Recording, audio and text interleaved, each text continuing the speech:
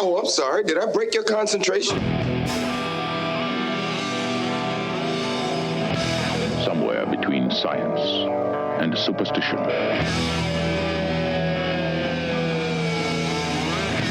We have such sights to show you.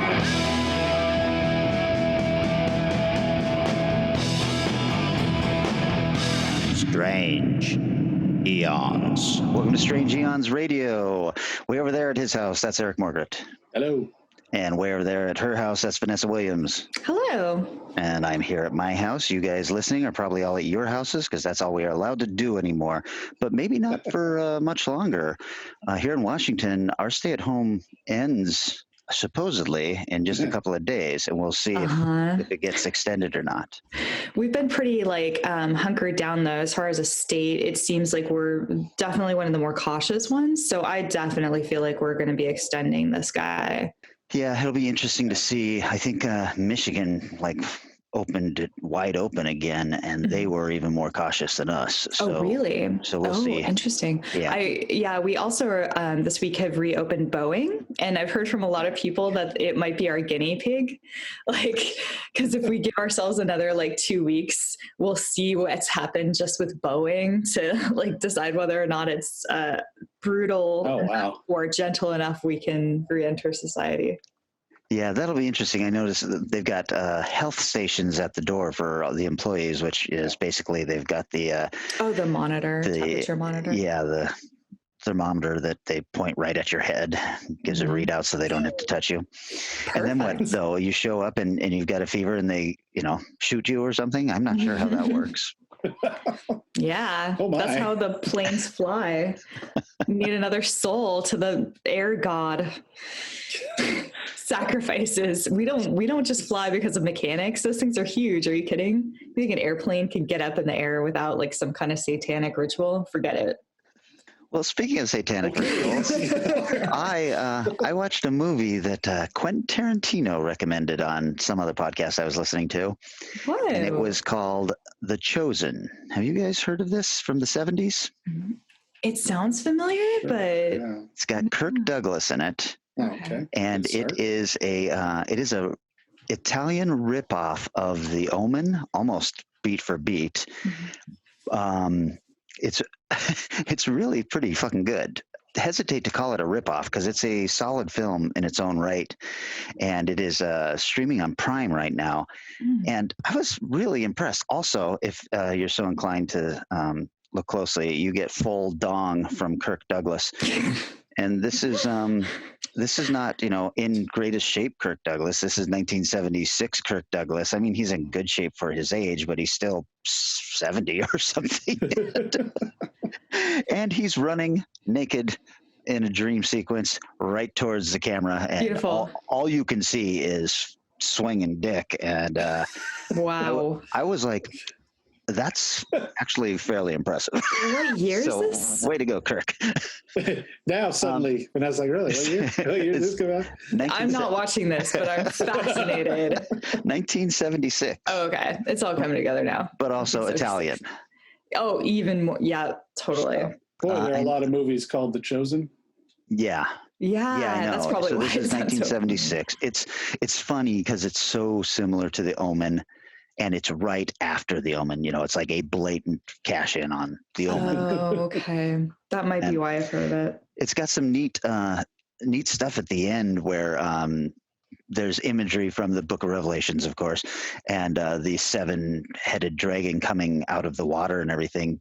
And it is superimposed over these nuclear power plants with these 7 posts, and it looks really fucking cool and creepy. So, What you said, Amazon? Yes.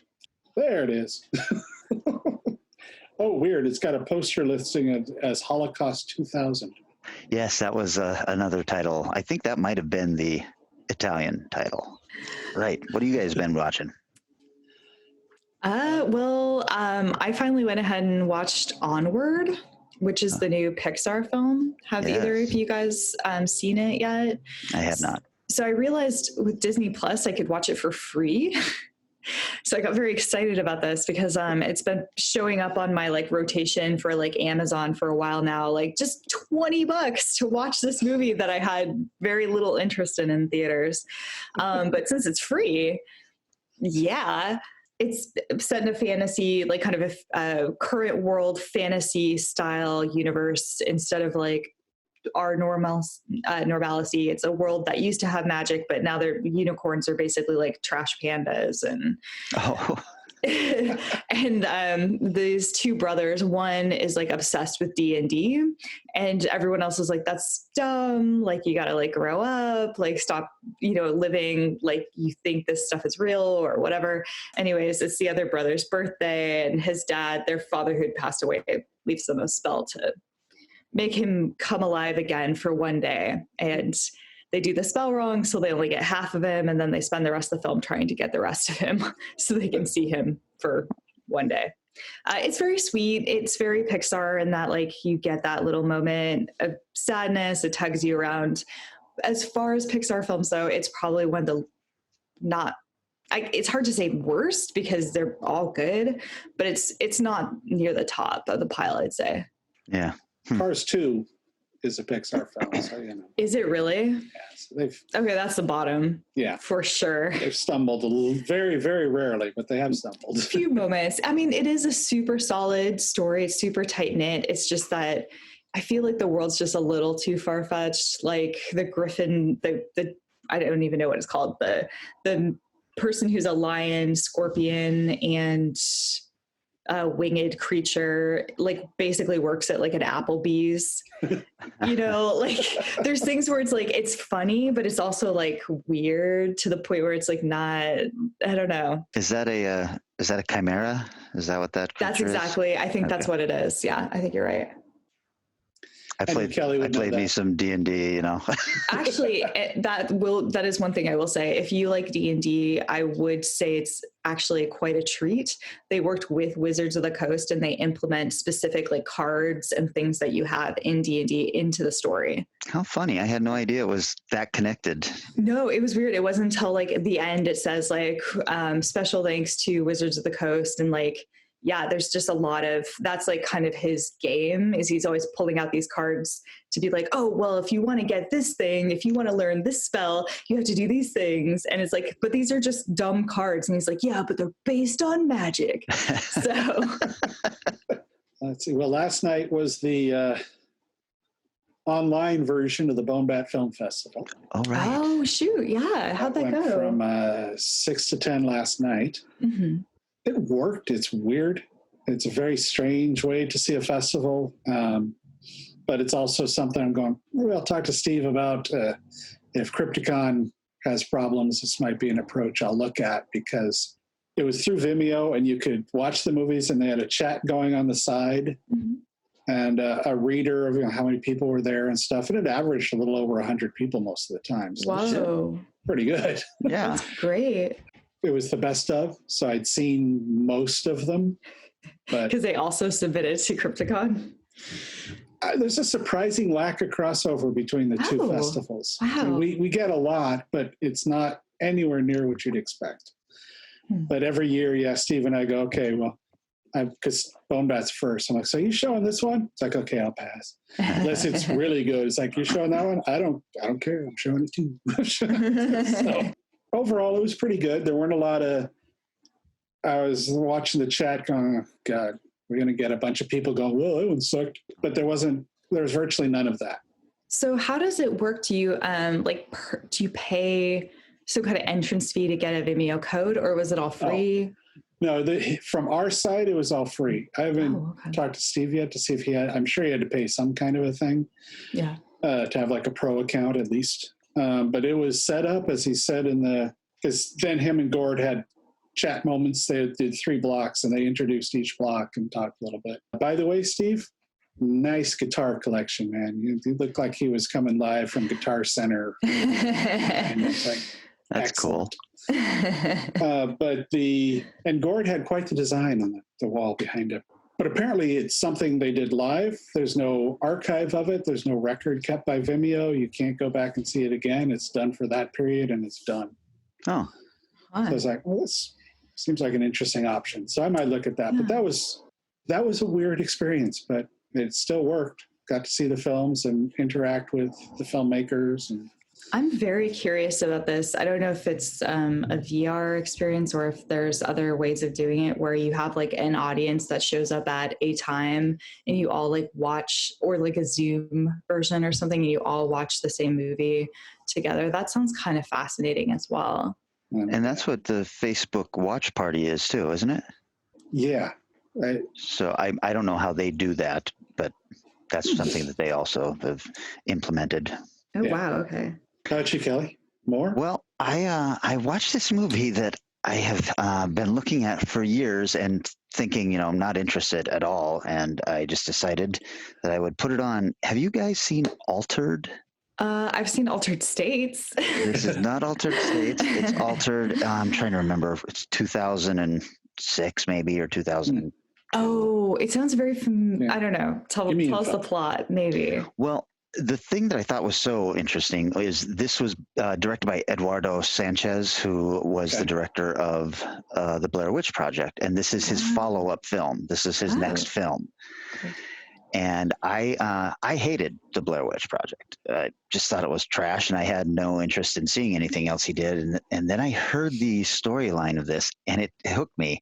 It is about a group of guys who were abducted by aliens like 15 years ago, and they go out in the woods and they catch one of the aliens that did it to them, and then they torture him all night. Oh my God. It's really fucking dark. Whoa. Now, so that was the premise that I was like, oh shit, I guess I better give this a shot.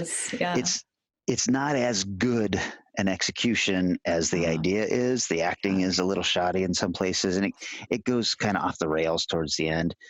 But it definitely kept my attention for 90 minutes, and at the end of it, I was like, well, that was not too shabby. Super low budget, but kind of interesting. Just a wild idea. I love ideas that are like that are like, what the fuck? Who thought this? That sounds bizarre. That sounds awesome. I finally watched Ma. Have I talked about that? Yeah. Okay. So, I don't know. Like, I wanted to see it really badly in theaters, and then once it came out, I was like, I don't care anymore. And then I'm staying with my mom, who has a Netflix DVD subscription. And so she gets like these random titles, and usually it's one of the top 3 choices, but now it's been picking from like number 35. They're just giving me very bottom of the list because everyone's utilizing it. So all these things that I didn't plan on watching have been showing up. It was fine. Super predictable. I think the acting was really fun as far as watching, oh my goodness, what's the actress's name? Is it Octavia? Yeah, Octavia Spencer.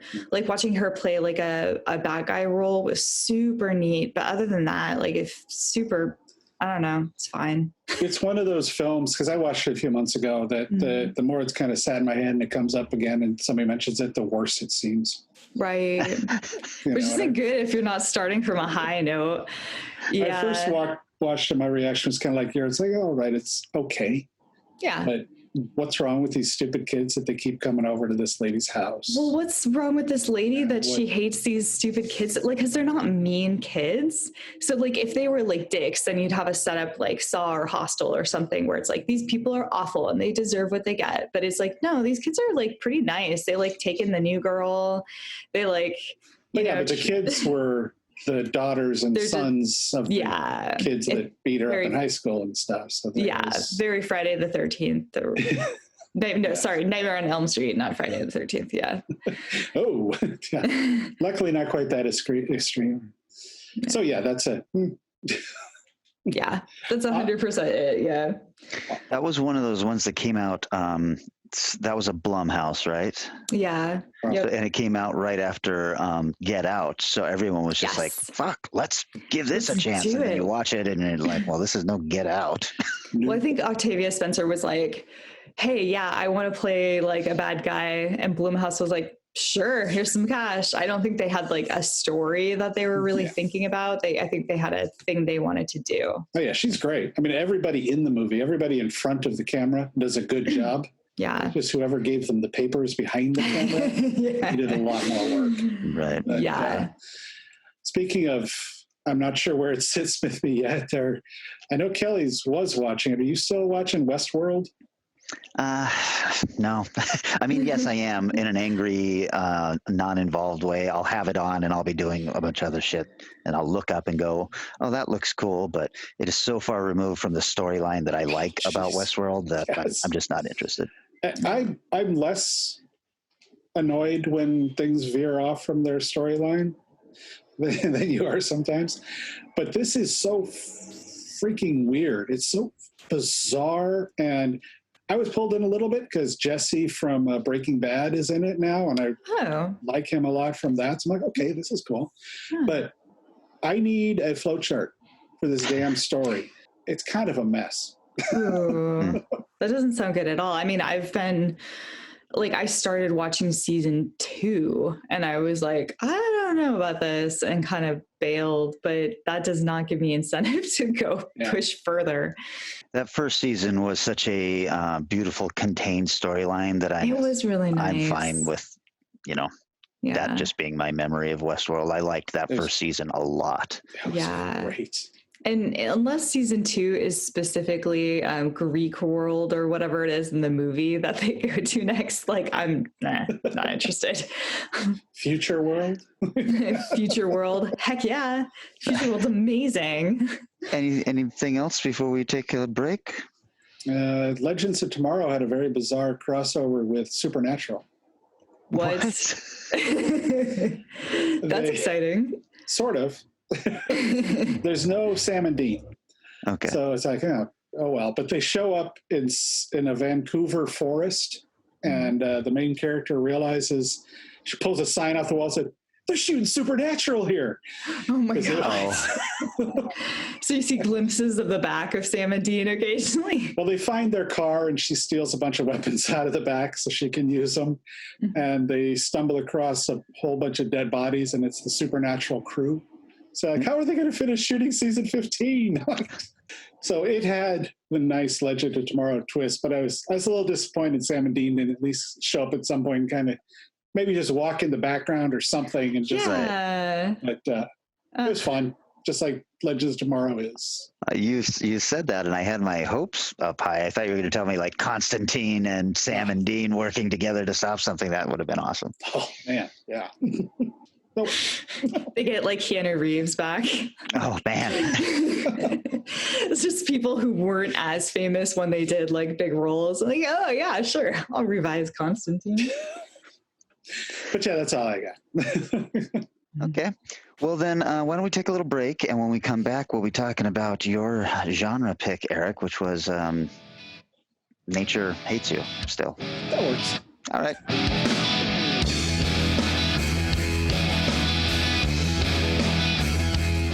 Can anything stop the animal? The animal. It's a big, powerful 4x4. But when the going gets tough, it bares its claws to climb over anything that gets in its way. The animal.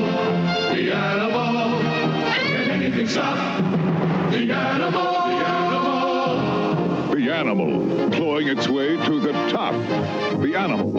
Each sold separately. Batteries not included. New from Galoob.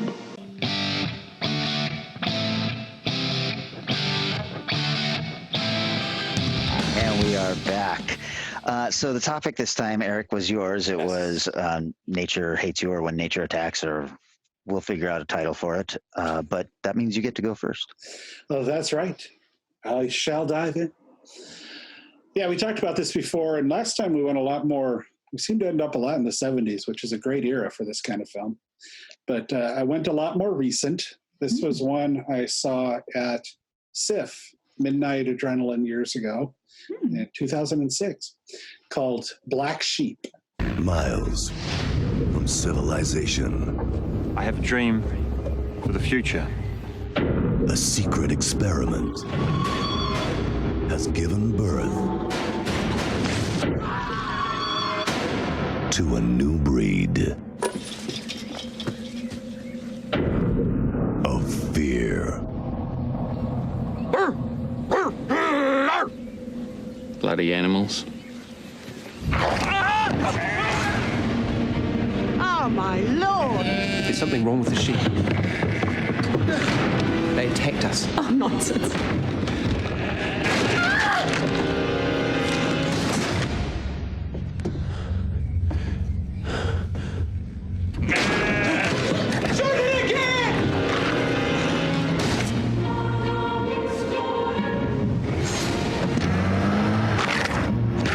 What the hell's he doing?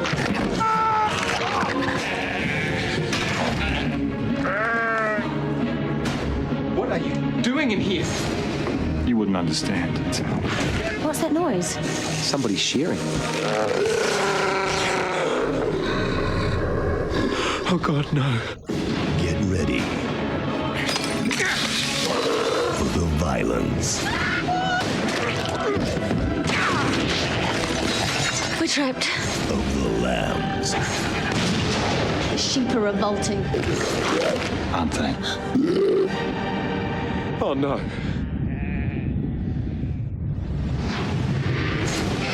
Black sheep. There's something in here. This is a New Zealand film. Its budget's kind of unknown. I really couldn't find a good budget for it, but it made about $5 million in the theater, so did some business. The Rotten Tomatoes on it is 72 critics and 53 audience, which seems about right. I could see how some audience people could really hate this film.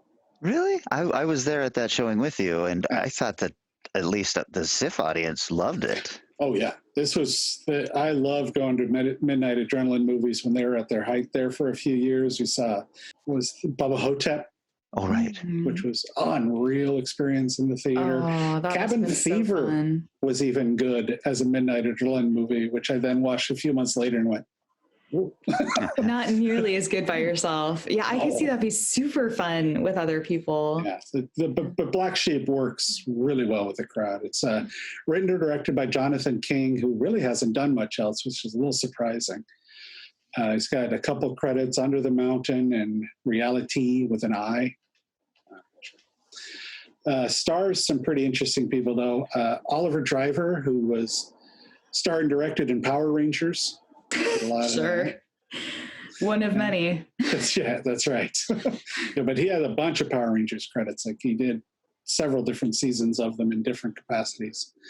Nathan Meister, who was in Rage and We're Wolves and What We Do in the Shadows, the movie version. It's not the TV one. Still good. Yes, very true. Tammy Davis, who's done a lot of New Zealand TV and recognized much outside of that. Daniel Mason, who's also a lot of TV, but was in The Hobbit, Destruction of Smaug. I'm surprised more of these people weren't in Lord of the Rings movies. But the movie starts with a horrifying scene. If you really, really love sheep, you probably should just pass on this film. I'm going to say it right now. It starts off with two brothers, and the older brother is jealous of a younger brother. So what does the older brother do? He doesn't just pick on the kid. He doesn't just kind of be mean to him. He takes his prized sheep, kills it, hangs it up from a barn, skins it, wears the skin, Oh, God. and attacks his younger brother in the barn. Oh, that's going to leave some scarring. So that creates, surprise, surprise, a phobia in the younger brother. So that scene ends and it cuts to him sitting in a car in a New Zealand street surrounded by sheep. There's just sheep all around the guy, and he's freaking out and trying to call his therapist. And, so it fleshes it out pretty simple. It's a straightforward idea, but it does a nice job of setting you up like this is why he's terrified of sheep, people. The older brother, surprisingly enough, has grown up to be an asshole who is working on making genetically modified sheep. And as we all know in films, whenever you do something like this, it always goes smoothly. Yes. It works out well. What is the goal of making the genetically modified sheep? To make them bigger and fluffier. Oh, sure. They bring out one of the genetic modified sheep, and it's this perfectly white, soft, cute looking sheep that's like, I don't know, the most beautiful sheep ever. So I'll get back to that. In the forest are a couple people that are fighting against this, the genetic modified thing, and one of them gets bitten by something he stole. We'll get back to him again too. But so this is really a gross film. The effects are done by the Weta Workshop, who you obviously know from Lord of the Rings and Hercules, and they go over the top. The blood is really gross, and they do the long stretch of the skin when anybody gets bitten really well. So the brother shows up at the house, and things go awry. But eventually later on, when the movie really kicks in, they start getting chased by sheep, and they hole up in this house.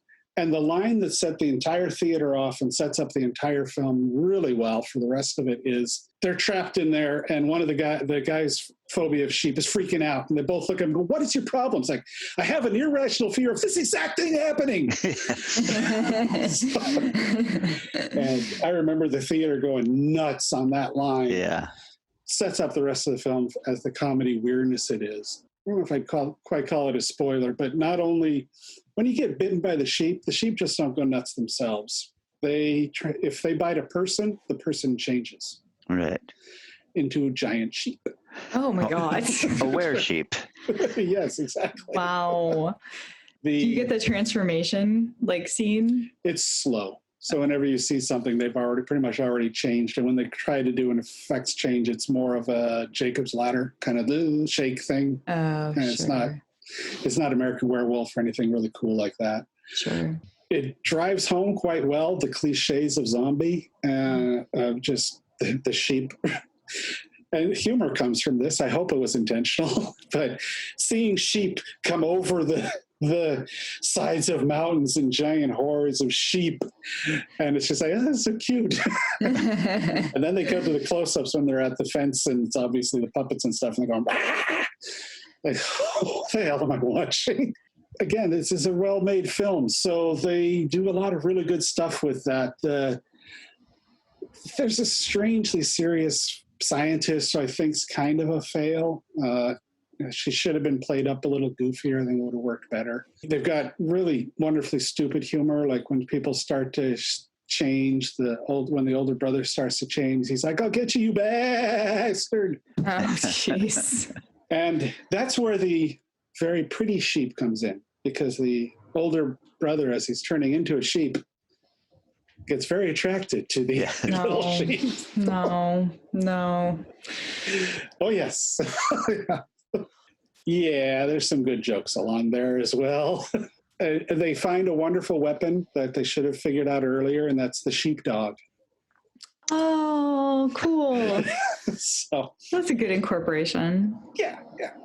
So, I believe New Zealand is more sheep than people, significantly more sheep than people as far as the entire country goes. Yeah. So that's why this is a little scarier. And to make sure they get enough effects in, they set up a nice little thing where they're presenting the genetically modified sheep to a group of investors. And of course, a giant horde of sheep show up, and it's horrifically gross, but in spirit. It's not horrifically gross where it's suddenly seems really serious. Like, my God, this violence is horrible. It's really gross, but it's still got that Dead Alive comedy vibe to it.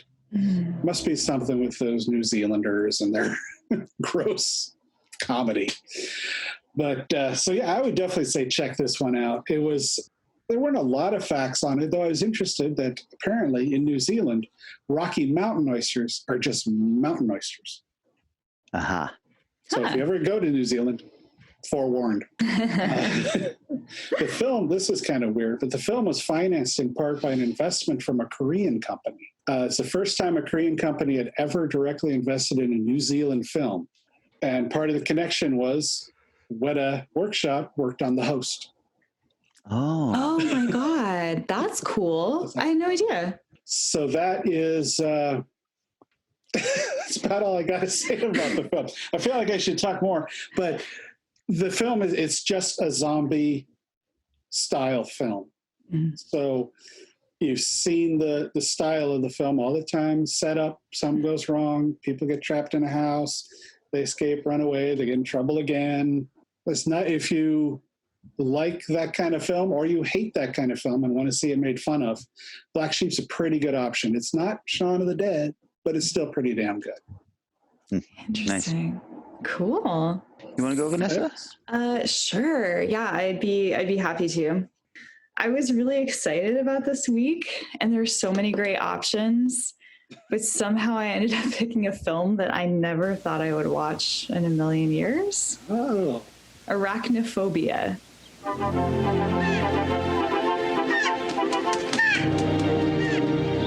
The Jennings family has just moved to the small town of Canaima. Oh, Ross, smell that air. Oh, God. In search of a simpler life. Want to blow up a bullfrog? Okay. It's the perfect place. Goodbye crime, goodbye grime. Except for one pesky little problem. Come with me and look at the web. The web? I have a Terrible fear of spiders. Come on, we live in the country now. It's time to work through this irrational, paralyzing terror. It's not irrational. Hollywood Pictures and Amblin Entertainment present Jeff Daniels. Honey, we're in the living room. We need you to kill a spider. And John Goodman. Over McClintock, infestation management. Oh, my God, it's just a spider. Would anybody object if I tore this floor out?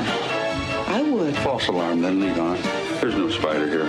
Every so often in a little town somewhere, there is a health scare. There's a rumor going around that some kind of spider might have killed Sam Metcalf. Doubtful. Spiders make convenient culprits. There's no spider here. I think one of your Venezuelan spiders hitched a ride here. There may be some spiders around here that are very dangerous. Dad, chill out. Just run. They spread out from a central nest in a web-like pattern and dominate the entire area. When that happens, this town is dead. Better uncork my private stock. Rock and roll!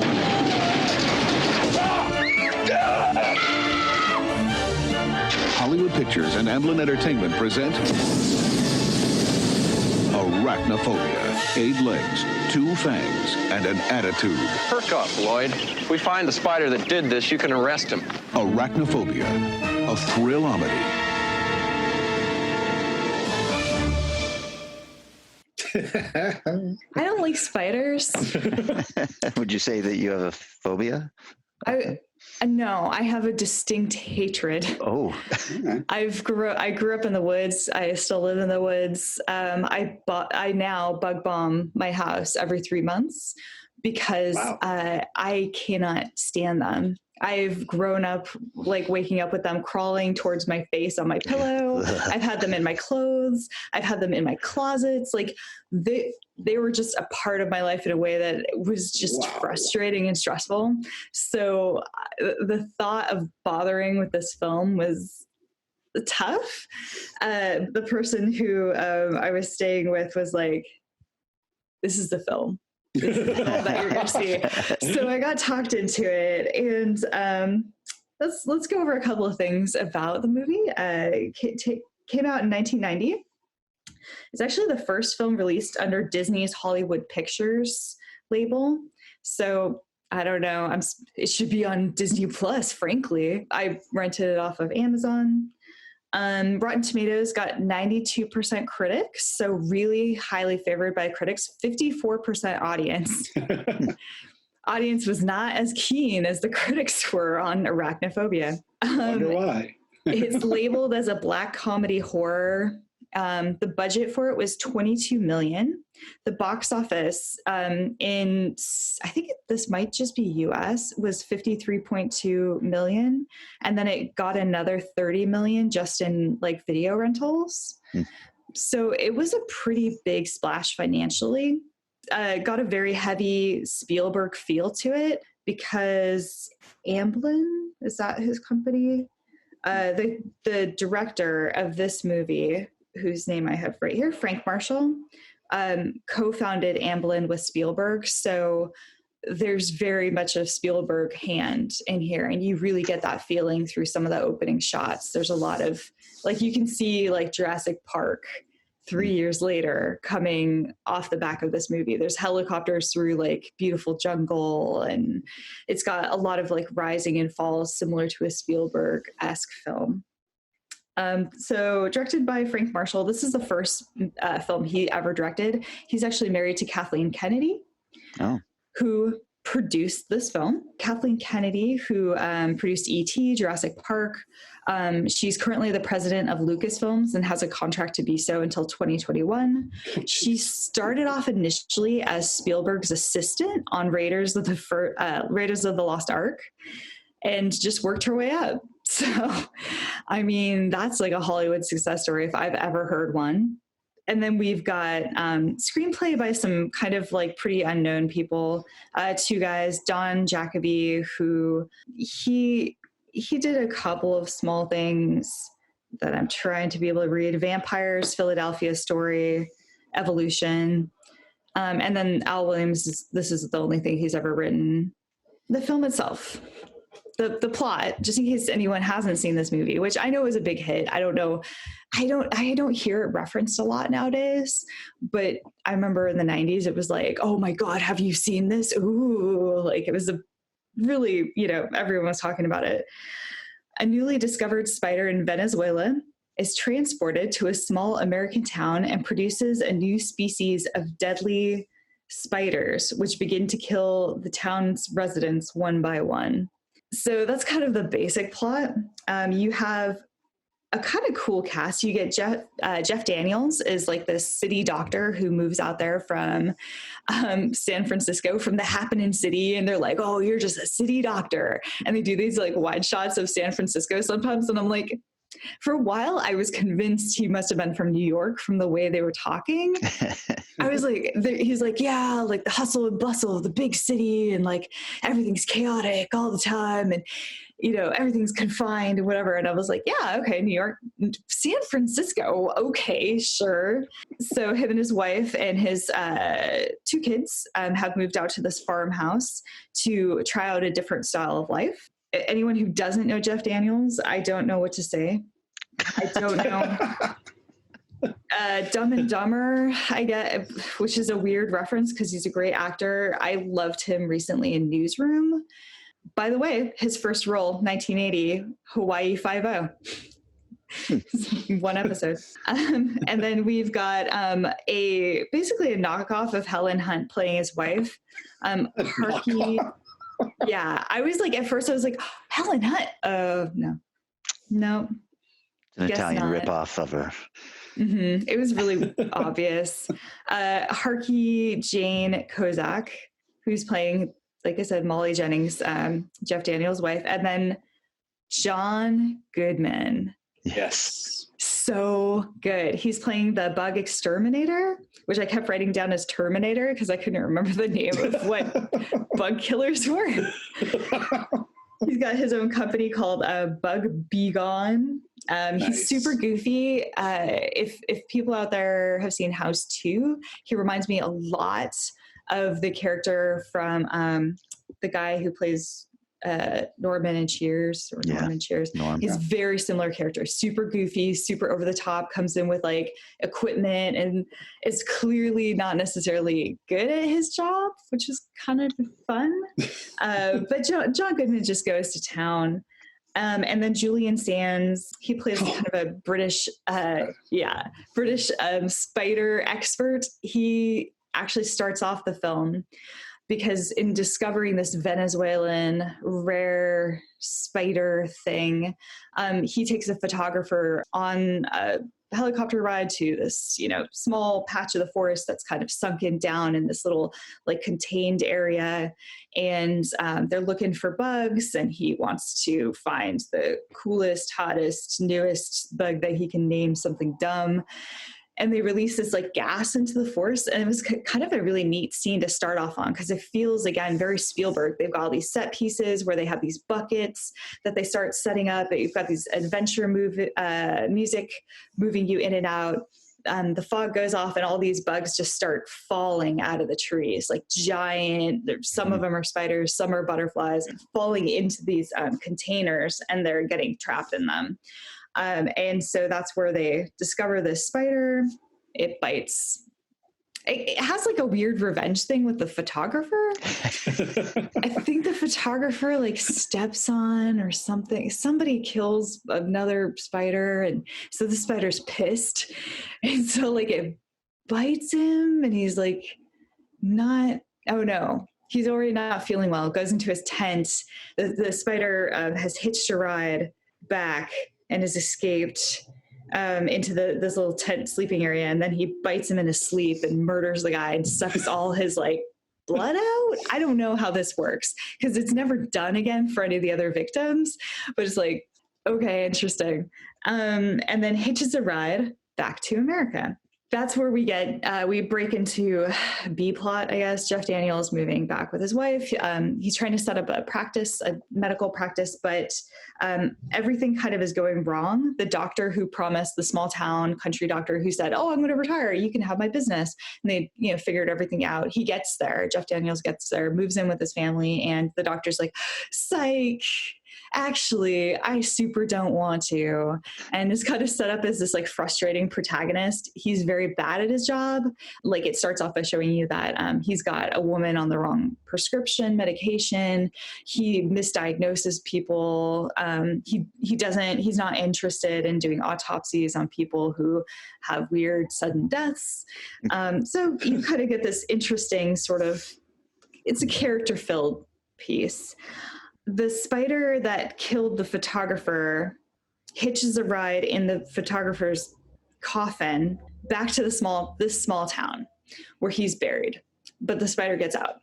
And then the spider is picked up by a bird and dropped in Jeff Daniels' new house as they're moving in, goes over to the barn, sets up shop, falls in love with a normal spider, and they start to produce. Little wine, dine, candlelight. It's weird. At one point I was like, wait, why are there two spiders? I completely missed the scene until there were baby spiders showing up, and they were like, there's the queen, and then there's the main spider, the emperor or whatever. And I was like, what? Oh, okay. That was its lover. He's taking a bride. It's a surprisingly fun film. Yeah. It's just a real joy. I know that the director said that he was really interested in making something that felt a bit like The Birds, but he wanted something that was sort of scary but super fun, not scary to the point of terrifying. And it definitely has a roller coaster ride feel throughout it. You get a lot of near misses of little spiders crawling around, or almost, anytime a spider gets anywhere near a person, A, it starts to run towards them, and B, it immediately bites them. It's just like they're just one track mind. They're like, killing all the humans, gonna do it. So the spiders are definitely like ones to be afraid of. The places that you get spider bites or near bites include tent, barn, lamp, sports helmet, treadmill, comfy slippers, wine cellar, children's playroom during the song Itsy Bitsy Spider, where they're playing and like pretending to do spiders on each other, these two little girls. What a piece of cinema. That was not what I thought you were going to say when you said places you get spider bites. Like leg, foot. Oh, no. I mean, physical locations. And this is just such like a ride that they take you on. Continuing, then you get a fake out with a coat hanger where you think it's a spider and it's not.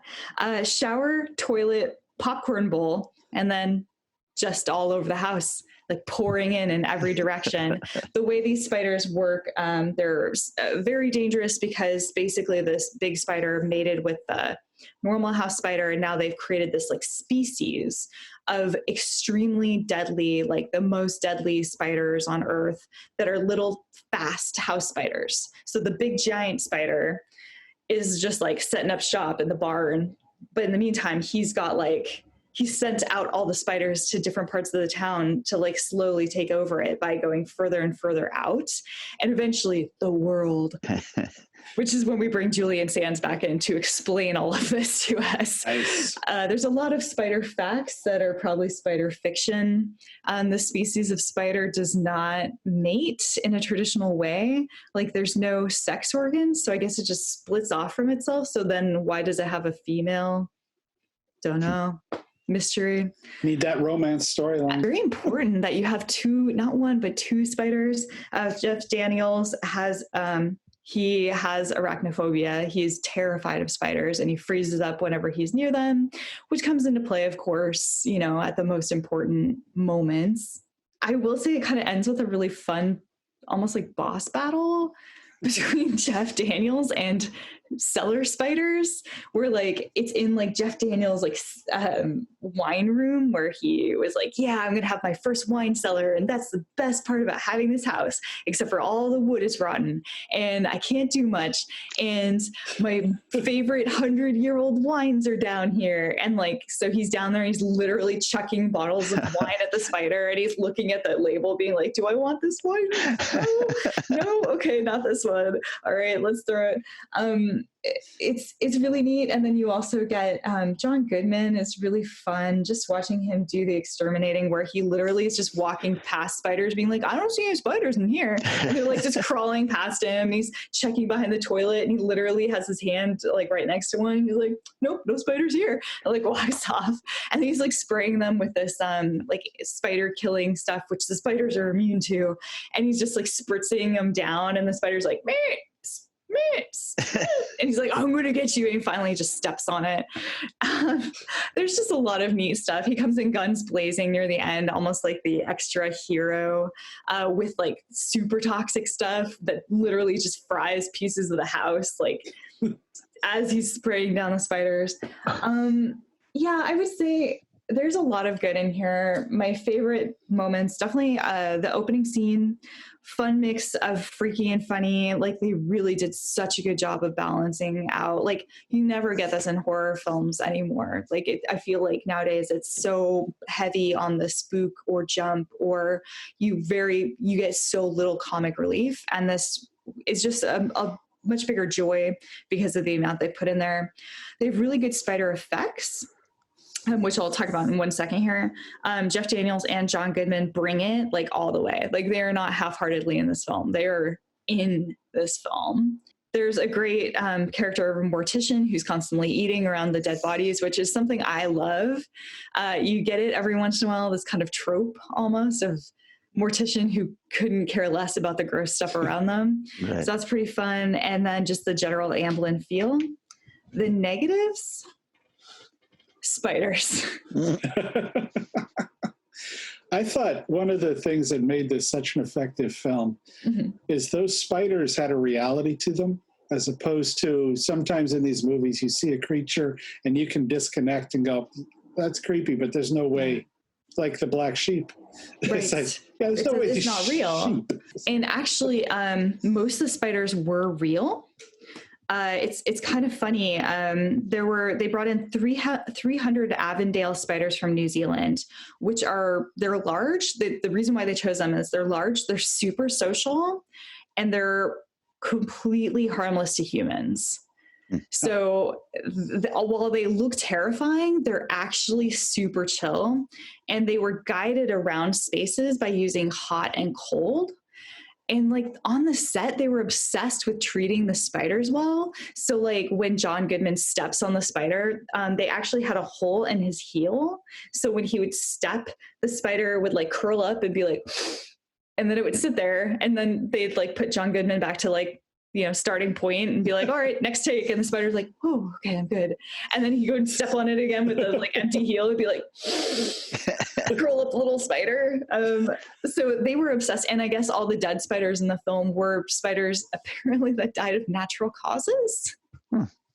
Just that was beautiful. There is a animatronic spider, which is the main spider, the big one. And fun fact, Jamie Hyneman, is that his name, of Mythbusters? Do you guys know who I'm talking about? Yeah. This was one of the first projects he ever worked on.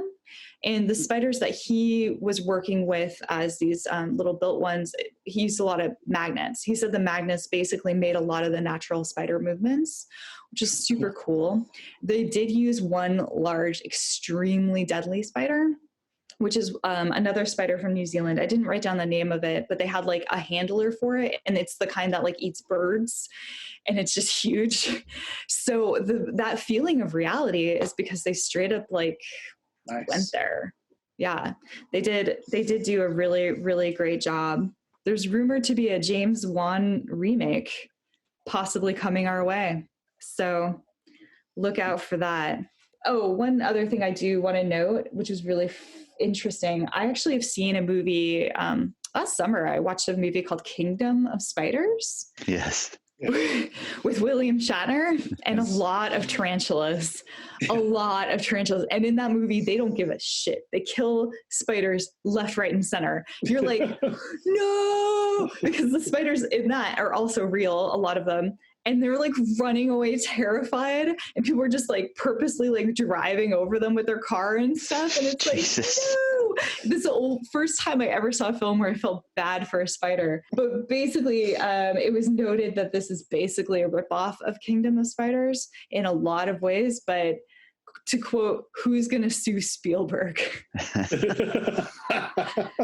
So yeah, that was definitely pretty neat. It's interesting because I really did not want to watch this. I currently have a spider bite on my arm. Oh, shit. Yeah, spider season is back. My house is currently actually being invaded by spiders. So we just did a bug bomb. Spider went after my mom yesterday. She took it down. It was a big, long, epic story where it was on her blanket, and then she tossed it off the blanket with the spider and then tried to find the spider so she could kill it, but the spider was missing. She said it was the size of a silver dollar. I'm like, old people speak for big spider, I guess. And then she went and hid upstairs, and then she came down, and I was like, why don't you just use one of the bug bombs? So she bug bombed the downstairs while she hid in the upstairs with the window open and towel under the door. And then she came downstairs and she was like, I couldn't find it. And then she was shaking the blanket that it was on out, and then it like popped down and started running around the porch, and then she squished it. So wow. I'm getting this via text, by the way, speech to text. So it's like hilarious, hilariously confusing. But yeah, so I'm not a fan. And I will say it is, if you are afraid of spiders, it's a difficult watch, but as far as a film, it's a super fun film. So it's actually almost worth it. Almost. One watch. Done. And watch something right afterwards that's going to chill you out and not make you think about spiders all night. All right. I don't know how I'm going to compete with that. Let's find out. Yeah, let's find out. What I chose was a movie from 1978 called Long Weekend.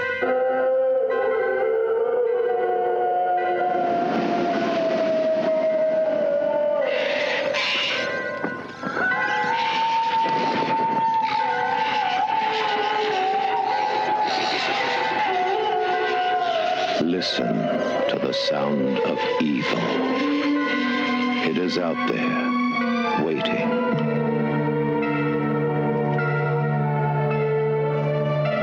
I'm sorry for this. Powerful, deadly, invisible. They came to take a holiday.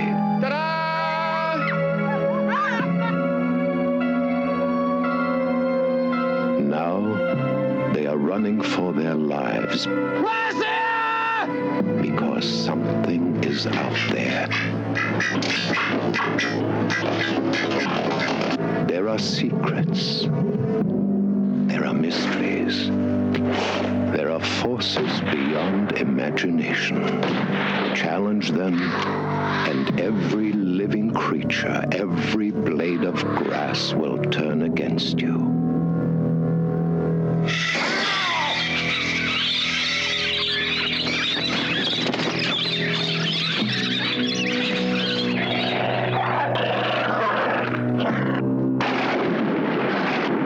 Yourself for the fright of your life.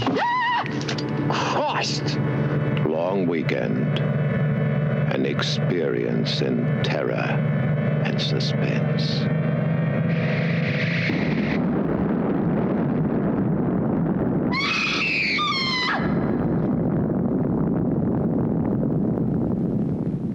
Oh, yeah.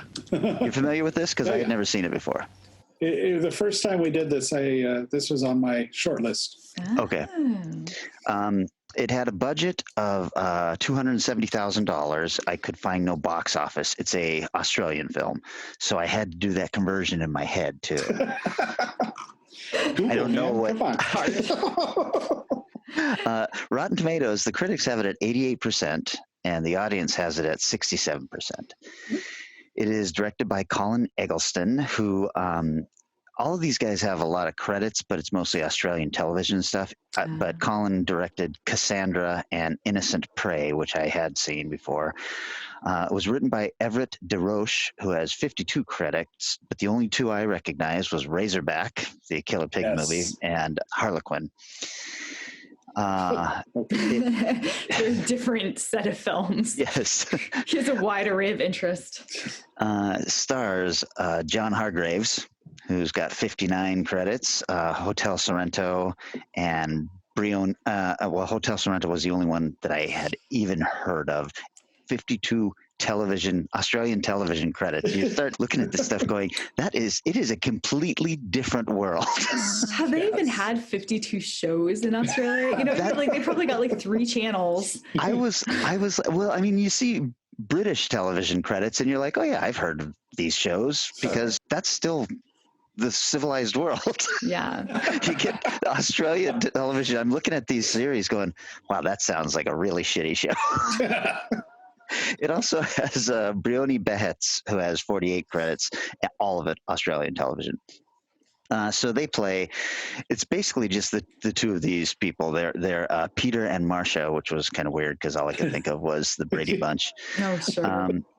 And they play a married couple whose relationship is completely falling apart. We get a scene where we're pretty sure that the wife has been cheating on her husband.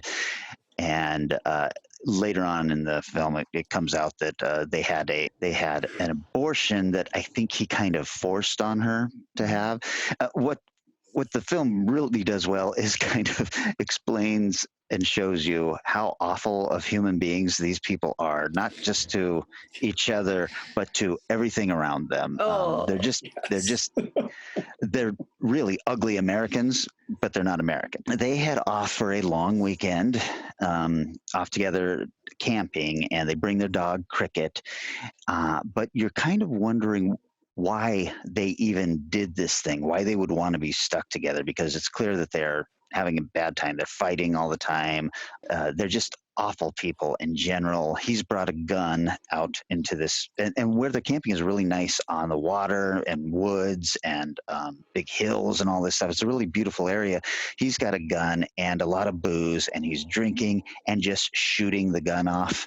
He's one of these guys is like, oh, bang, bang, and he pointed up into the sky and shoot it while he's drinking and crushing cans and then throwing the cans out, littering and shit like this. And then, of course, she's like sunbathing and reading kind of trashy romance novels, and then he'll get drunk and like hit on her and be like, come on, baby. And she's like, no, I can't. I'm not interested in all this stuff. And this is when it comes out that he kind of forced her to have an abortion. Finally, after literally 45 minutes of them just being awful people to each other, to animals, he's shooting at one point, and he shoots what do you call it? Not a walrus, a manatee, basically, in the water. He sees a shadow in the water, shoots it, and then this thing washes up dead the next day. And nature finally has had enough of their shit. Things start happening. I had no idea this is what this movie was going to be about, because it's not just the animals. The trees are angry at them. Branches are falling next to them and on them and stuff like this, to the point where, he goes out, he starts shooting the gun because he's fucked up, drunk and everything, and then all of a sudden this swarm of mosquitoes just starts attacking him and he keeps getting bit and everything, and when he basically stops him from shooting, and he runs off. And at one point they're at their campsite. She's kind of locked herself in a little tent that he's not allowed into, and there's a little badger out kind of rooting through their food, and he's angry and he's gonna try and get it, and instead it gets him. It bites him, and it is hanging on to his hand and everything. Meanwhile, his poor dog is trying to be a good dog. He's like letting him know that things are happening all around them, and this guy's completely oblivious to it. Pretty soon, they come across the dead manatee, and he kind of kicks it a little bit, and he's saying how he even mentions how they're kind of an endangered species. Shit. This comes back because when things really hit when the shit really hits the fan, the wife takes off in their Jeep, leaves him behind, and then I don't know why she does this, but she's driving away and she gets caught somehow in a gigantic spider web. Nothing she couldn't drive through, but for whatever reason, she stops with this huge web and these big spiders on it. And she's safe in the Jeep, but she gets out and runs off screaming. So there's that. Meanwhile, the guy is stuck back at the camp because she's left him behind, and branches are falling around him, and you can hear various animals, and his dog is gone running off and all this stuff. And he wakes up in the morning, and the manatee that he'd killed on the beach is there at the campsite. It's dead, only it's been like left there for him as a warning or something. From there it goes into a third act. It's pretty solid and creepy. I ended up really fucking loving this movie because I had no idea this is what it was actually going to be about. I kind of thought it was going to be what did you pick last time, Eric? Was it the animals? Swarm? No, it was Swarm. I felt like this was going to be. Yeah. The made-for-TV movie about animal Yes. attack. I can't think of the name of it. Yeah, and I thought it was going to be like that. So I had no idea that like just nature in general was like, I have had enough of your bullshit. Yes. At one point where he's like huddled by the fire and he's scared and he's hearing all these noises and everything, he hears this thing kind of thump next to him. Something is dropped next to him, and he reaches over, and it's his wife's shoe. So it's like whatever got his wife came and dropped the shoe to say, we're coming for you next. All the shit. And I don't want to give away the ending. It's a really great ending. I'll just say it does not go well for him. And I nature finds a way, right? And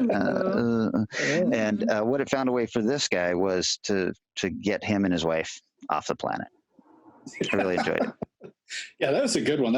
It's bordering on surrealist at times, but it is really good, entertaining film. Yeah, it's got that kind of exploitation feel. Yes.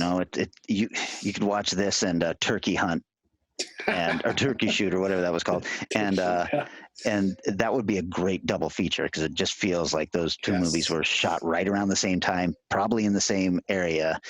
And I really enjoyed it. It was remade in 2009. I didn't know this, so I'm going to look it up, with Jim Caviezel, and it was called here in the U.S. Nature's Grave. It was also Australian and was called Long Weekend in the remake, and I think they used the same script even. Oh wow! Oh wow! Yeah. So, as we all know from reports and stuff, getting trapped in the nature of Australia is not a good place. Right. Sounds awful. Right. Yeah. Sounds well, like they say that everything in Australia wants to kill you anyway, but this is just so great because it's clearly targeting these two assholes. Yes. It's kind of like a nature revenge film. Exactly. Oh, yeah. It wasn't like it wasn't like like that TV movie where the animals had just had it with humanity and they were going to start attacking.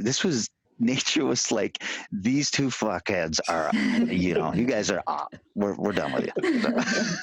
Excellent grouping. Yeah. Sounds so cool. I watched crazy. that. I watched that on Prime. So if anybody wants to, that's available on Prime. Yeah. So, okay. That's it then. I think that Vanessa, this is your turn, right? Yeah. So, we're coming up now on Mother's Day. So I think it might be very fitting to pick a film that is mother-centric. Mother exploitation. For all you mothers out there. For all you mothers of the little something special. So I want to veto, of course, Rosemary's Baby, Psycho. Yeah, like it's a wide enough range that I think we can find something interesting, that it can be specifically a story about motherhood or just about a person who their mothering is a large feature, anything like that. Okay, that sounds good. I like when we do this stuff themed around holidays. So. Yeah. Well, it's funny because Earth Day just happened, huh? Oh, so Eric, perfect timing. Didn't even know it. But it's late. Oh well. Happy belated Earth Day. The animals are all going to kill us. Yay! They are coming back. We've been in our homes. It's their turn again. All right, guys. Thanks so much for listening. Thanks again for all the kind words and sharing all the posts and telling everybody about us. We really appreciate it. Yes. We will be back in a week. In the meantime, there's also the short Aeons episodes that are happening, in between these. So I hope everyone's enjoying that. Seems like they are. Yeah. And we'll be back in a week with mothers. Later. Bye. Our podcast is recorded at Eric's house and Vanessa's house and Kelly's house and is engineered and edited by Eric Morgret. Our theme music is Strange Aeons Part 1 by the band Nightshade and is used with permission. Find Strange Aeons Radio on Twitter, Instagram, Facebook, and wherever fine podcasts are found.